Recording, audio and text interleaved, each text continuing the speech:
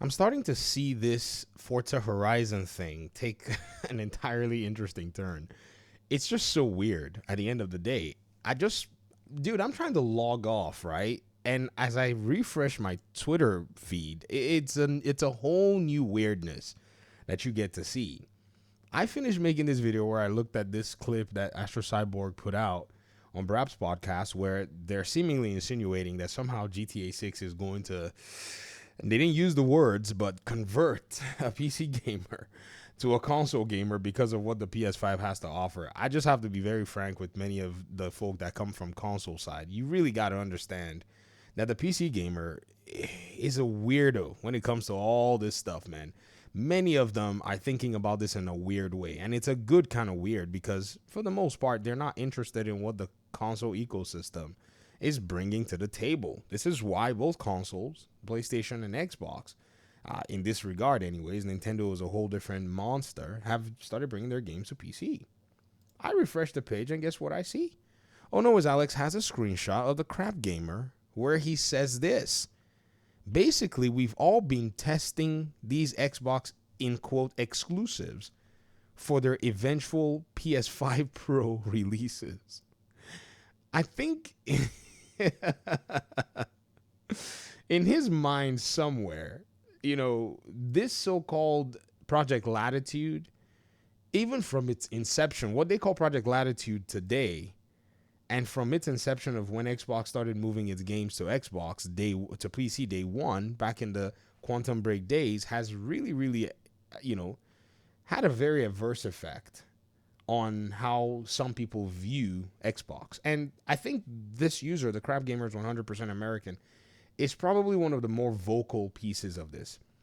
I remember this particular aspect where he asked Phil Spencer back in February of 2016. We're still in February in this matter, and it's February 2025, about 9 years or so ago.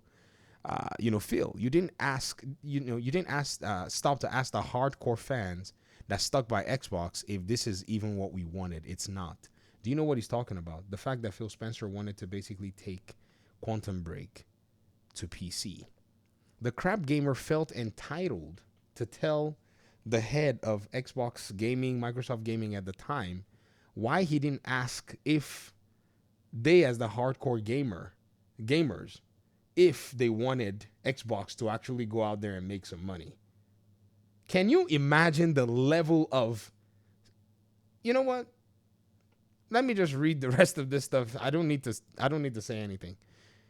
And so in this conversation, he said, and sad to say, I canceled my Quantum Break pre-order as I said I would. You weren't upfront about Quantum Break going to PC. Phil replied and said, you canceled a pre-order for a game you want to play because someone else gets to play the game on Windows? And I think this has been a weird ongoing feud that has been, well, it's not a feud. A feud would mean that the other person is retaliating in one way or the other, but an ongoing tirade, right, against Phil Spencer. It's weird. And let me tell you something, and this is probably maybe one of the few times I'll say this. These companies conditioned a lot of these gamers to believe that exclusivity was some kind of a superior paradigm.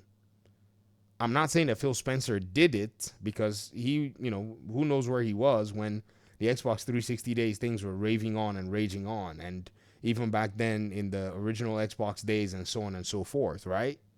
And even in the Xbox One days, he kind of continued, business almost as usual until he basically got some sense and said, man, we got to make some money.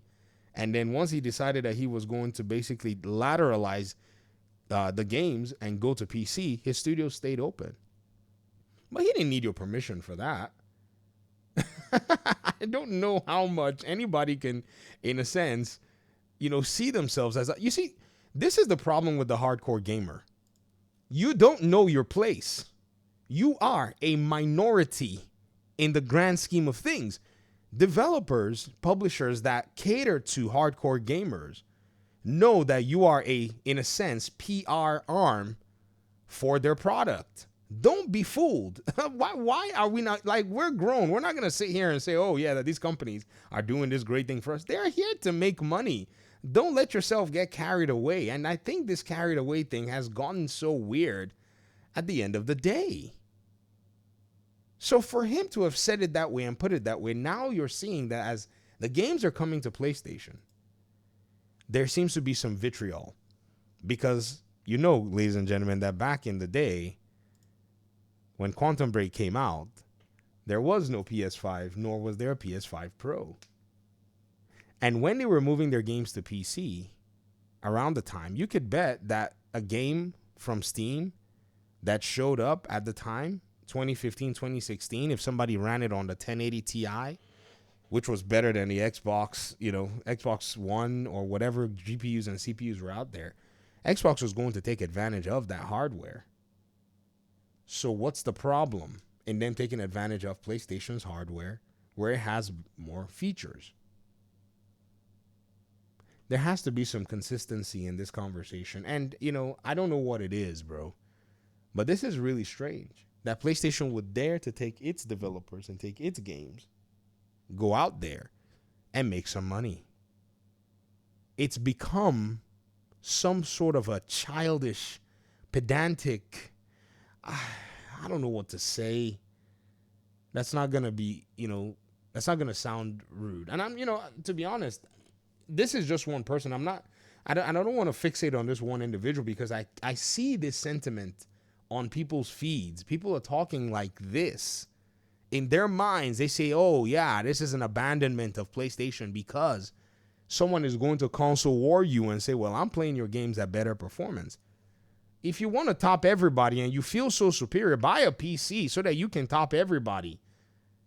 By all means, Blackwell just came out. Go blow $2,000 on a GPU so that no console peasant can touch you if that's how you feel. Right? Because this is superiority, guys. This is the same thing that I've heard some console gamers accuse PC gamers of. Elitist. It is this same elitism that you find even in this conversation among the consoles itself. I played on the PS4 and I enjoyed myself. I'll never look at somebody else playing on a different system and say that they're not playing it and so I'm better than them or whatever the heck it is. That is just absolutely wild. I just don't know how anybody can come to a conclusion like this. Are these folk interested in playing video games? Or is there something else that they're interested in? Because to me, it seems like the focus has shifted. I don't know, guys. This is absolutely weird. This is just now, the new categorization of this is appropriately deemed weird, strange by all metrics, by all measurements, from all angles, any approach you want to take to it. This is pure weirdness.